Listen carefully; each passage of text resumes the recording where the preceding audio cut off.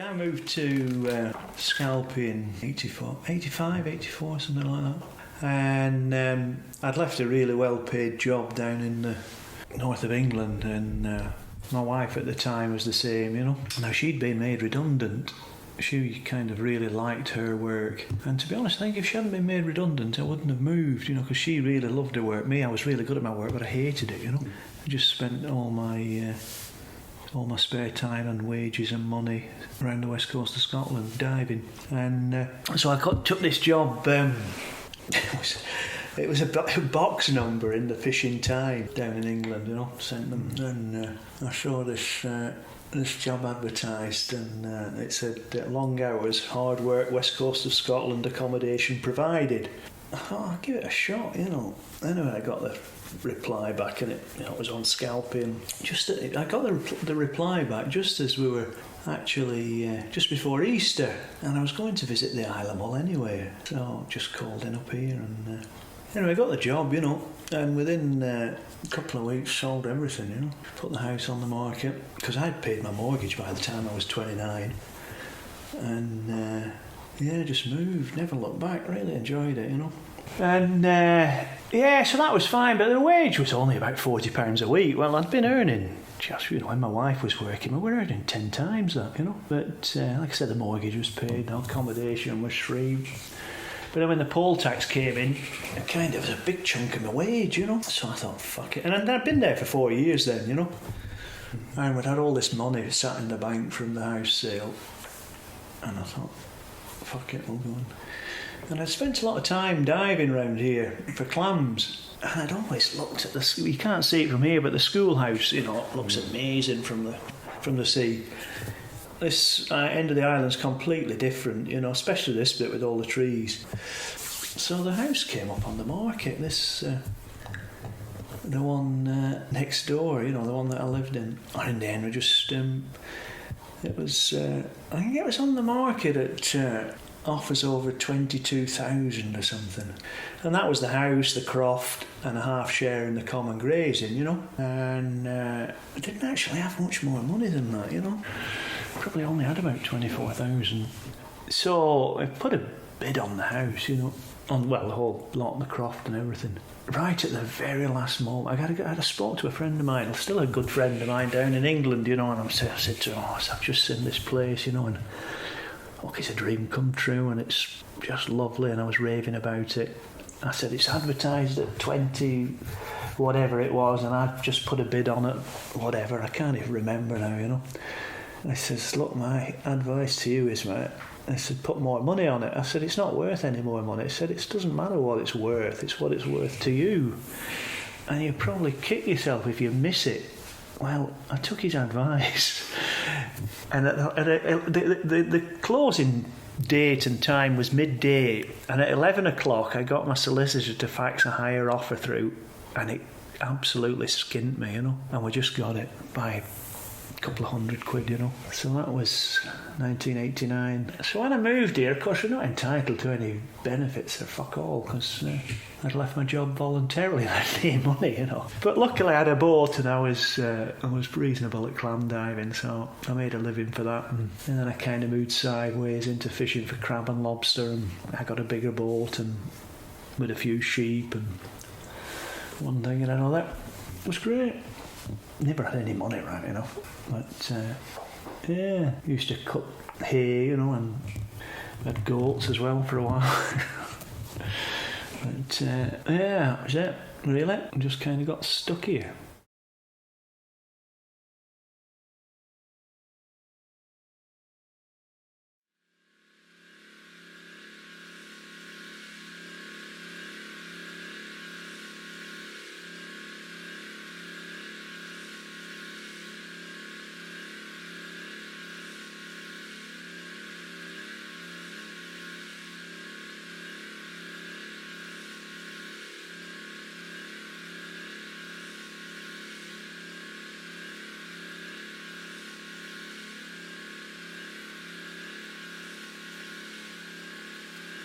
Wind turbine stator, and I replaced it a few months ago. The other one burnt out in Storm Henry, and so I got this one, but it's not a direct replacement, and I didn't realise that at the time.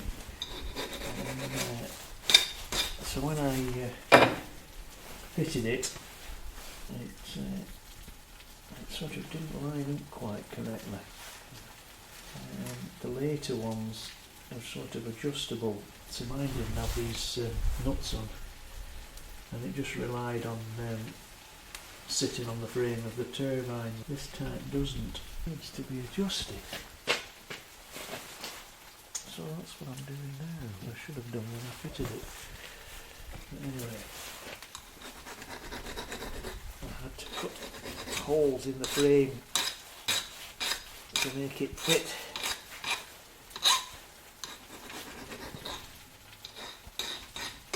And I think I'm going to have a problem putting these in, because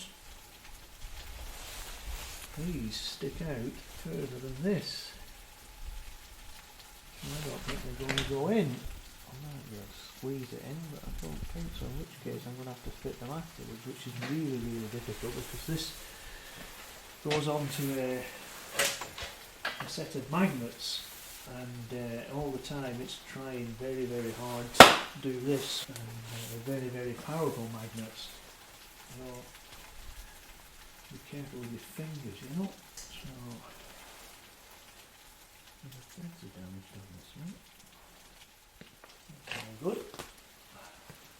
You know, I mean, when I came here, we didn't have bloody phone for 4 years. I could go. I mean, we didn't even have the money for the petrol, you know, to go down to the village and use the phone. We're that skint. But that was great. And luckily, the house was it had just been left. There was an old guy had stayed in there for donkey's years, you know, with his wife was the district nurse. She wasn't a local, I think she was Welsh, you know, and so she used to stay in the nurse's cottage down in the village, and she only used to come up here weekends and holidays and whenever she was off. At that time there wasn't a road, you know, that was before Calum had built the road. And so anyway, she died and he was living on his own. There's still, at that time, Calum and his wife were still alive, but then he died, so she had to be taken into care. So he was on his own and he wasn't well at all, he'd angina, so he left in October, and we got the house 6 months later, but the house had just been left, you know, so there was even food in the cupboards, you know, so the house was a mess, you know. The bath had looked like it had had sheep dipped in it, you know. The Rayburn had obviously been brought here before the road and dismantled, and it was all squint, and the place was a mess, but it was, you know, you could just move straight into it, you know, and that's what we did. We just did a room up at a time, and because we had furniture and stuff, but we just put it into the barns, and gradually got the place sort of respectable, you know. And after a few years, I kind of, my wife and I parted company, and I lived on my own for about 5 years, and I actually really enjoyed it. At that time, there was nobody else living up here.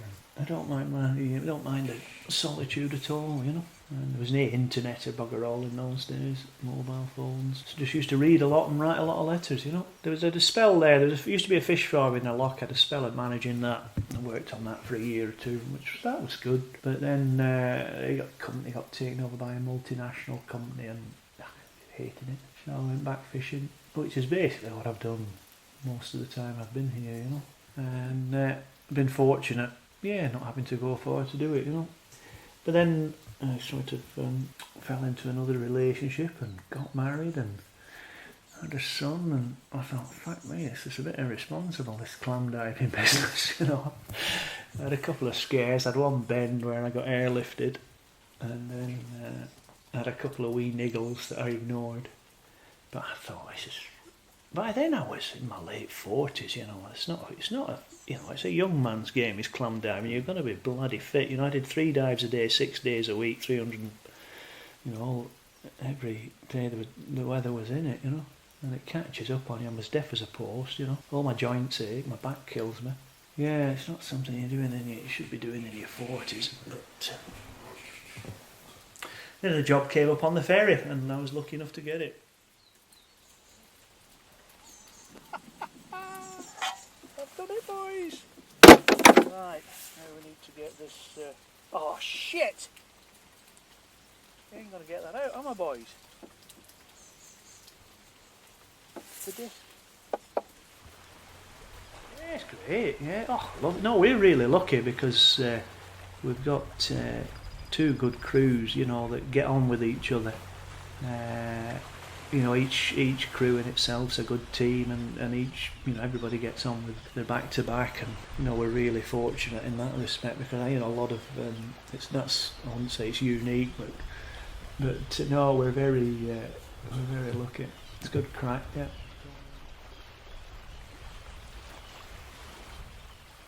There's just my back to back. He stays on Skye, and there's another guy.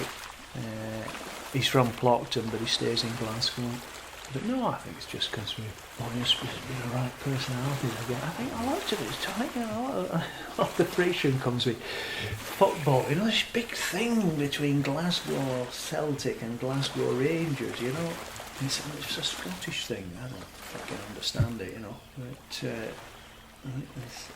again, I guess it goes down to the Catholic Protestant thing. You know, but no, we're really lucky.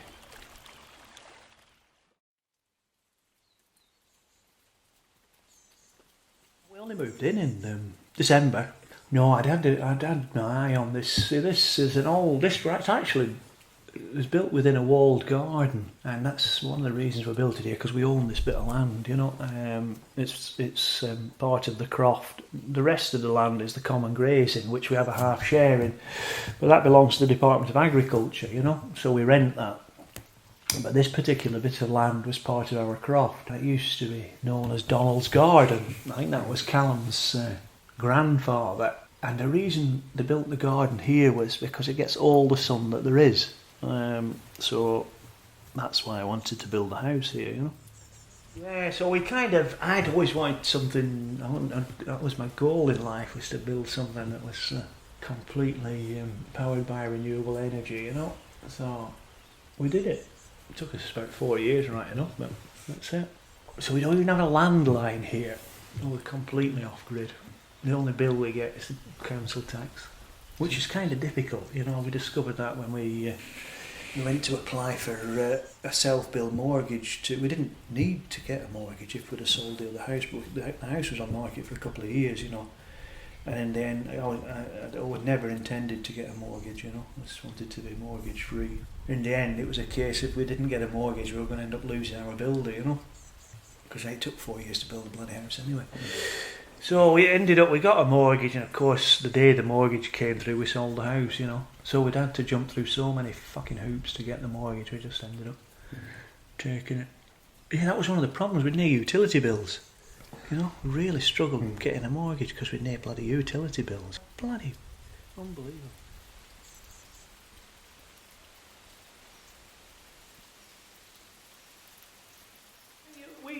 The core system that I installed here, normally, anywhere, if you're building a house anywhere, if you're building a house anywhere in the Highlands, you're talking £15,000 to £18,000 for a grid connection, you know. That's a couple of poles and a transformer. Now, my core system of the batteries, the inverter, half of the solar panels was £11,000.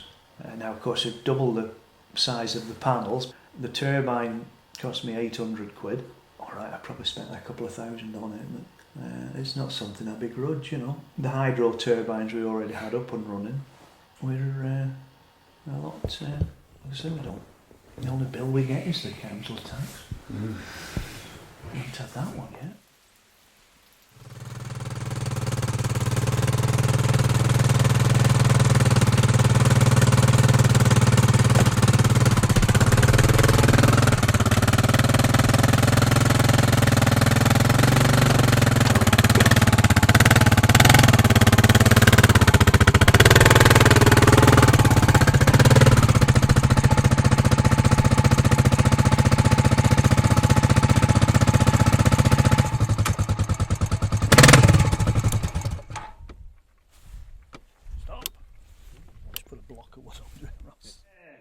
The boy had quite an unusual upbringing, really.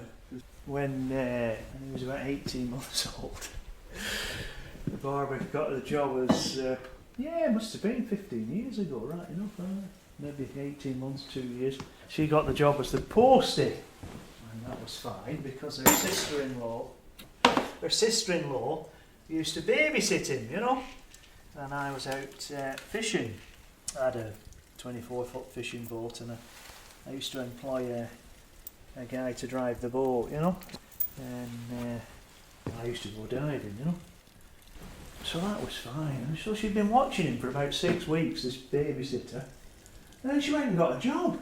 And said, oh, I can't do it anymore, you know. Yeah, so I started, when he was less than 2 years old, he started coming out on the fishing boat. And my skipper, he must have been 60 then, you know. And so he used to watch Ross, you know, while I was diving. And I'd come out of the water sometimes, you know. I can't pick up just yet. Ross wants the toilet. So he did that until almost until he went to school. You know, he was on the boat. Maybe he was a bit older right enough. Maybe I seem to think he was on the boat with us for about 2 years till he went to school. You know, and so he'd only ever really hung around with adults. You know, when he went to school, he always hang around with the teachers. And I mean, he could hold a conversation, you know, right from being wee, you know, and yeah. The boy in the fishing boat. So I used to count the scallops, you know. That was he's good at maths, you know. I used to get him to count the scallops, you know. And like I say, he was up and down piers before he could walk, you know. His wee life jacket on, you know. And he had great sea legs because I remember there was around about Christmas, New Year, you know, probably the only kind of holiday we ever used to have, you know, because at that time of year the weather's crap. The daylight's really short, and I normally do 3 dives a day, but that time of year you're struggling to get 2 in, you know, just because of the daylight. And so, you know, we'd have a few days off for Christmas. Invariably the weather would be shite, so we'd end up, maybe, you know, we could end up 2 weeks off. So we'd go back to work sometime in January. And of course me and Willie had lost our sea legs by then, you know. And Ross was like he was on gimbals. Fucking boat was like this, and Ross was just scampering about the deck. He used to be really good at tying knots when he was about 3 as well. He can't do it now. He got how to do it when he was wee, you know. No, he's in 6th year now, so he'll be doing his higher and then hopefully into university, you know. He goes to Strathclyde and do engineering. Yeah, no, I wanted him to be a bloody electrician, but he's colourblind, you know. Apart from being a marine engineer, he couldn't really go to sea. I don't think he's bothered right enough. The boy's he's bomb-proof, you know. I mean, I kind of really used to upset Barbara at times because he'd go with anybody, you know. If you wanted somebody to watch him, a lot of that's living up here, you know. When he was in primary school, you know, we didn't say to him, you know, look, you're going to Portree and you'll be stuck in the hostel all week. We said, you know, what do you want to do? Do you want to come home every night? You know, I said, I'll stay in the hostel. And then he stayed in the hostel. Well, they wouldn't. Initially, they weren't going to let him stay in the hostel because they came away with this. The children on Raasay don't stay in the hostel. So, yeah, I mean, we had to get the MP and the councillors on it, you know. And initially, it was a trial period. But I mean, he did try and commute, but he was fucked, you know, because. So the thing was, when he was at primary school, the school started at 9 o'clock, right? The ferry leaves at 5 to 8, right? The school ties at 9 o'clock. But if he got there at 2 minutes past 9, he was still at school. If he got there at 9:15, he was still at school. If he got there at 9:30, you know, so there was near pressure on my wife to drive down a slippery road in the winter. You know, at least he would get to school. But of course, you know, he had to be, to catch the 5 to 8 ferry, she's got to be leaving in time, really, to be down there at 10 to 8, you know. And in the winter, you've got to allow for snow and crap, so she was having to leave at 7 o'clock in the bloody morning, you know, and he wasn't getting home till down near that time at night. And he was pure fucked. So anyway, eventually got him into the hostel, you know.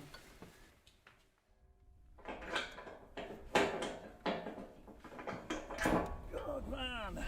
Watch your fingers.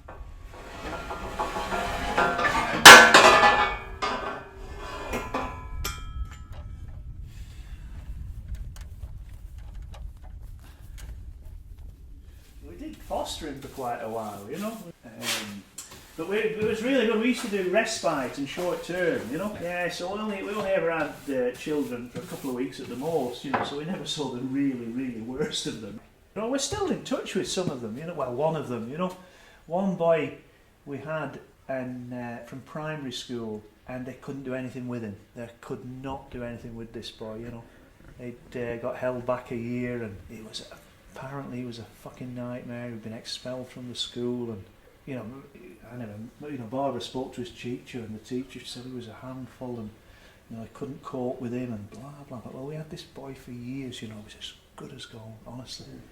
We just needed somebody to draw his boundaries and that, you know, and yeah, we watched him grow and mature until he left at, I think it was 16 maybe, or 18, whatever it was that he had to go, you know. But I occasionally see him, you know. And at a petrol station or something, would come running up to me and give me a big hug, you know. So that's now 141 volts. That's extracting 230 watts. Now that looks more promising. That's definitely better. Right, so